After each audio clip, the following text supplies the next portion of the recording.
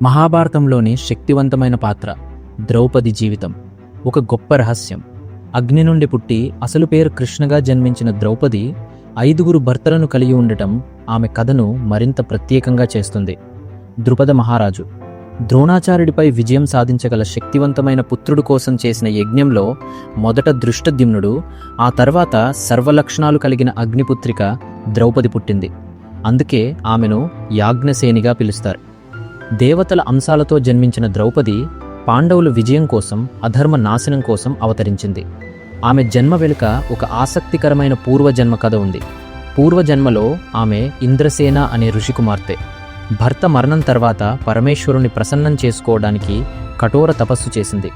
ఆమె భక్తి చూసిన శివుడు ప్రత్యక్షమై వరం కోరుకోమనగా సర్వగుణ సంపన్నుడైన భర్త కావాలని ఇంద్రసేన ఆవేశంలో 5 సార్లు కోరింది.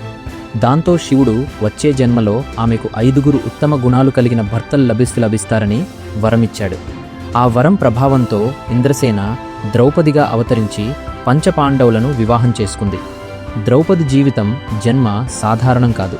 ప్రతి సంఘటన వెనుక ఒక లోతైన కారణం, ప్రతి పాత్ర వెనుక ఒక గొప్ప కథ దాగి ఉంది.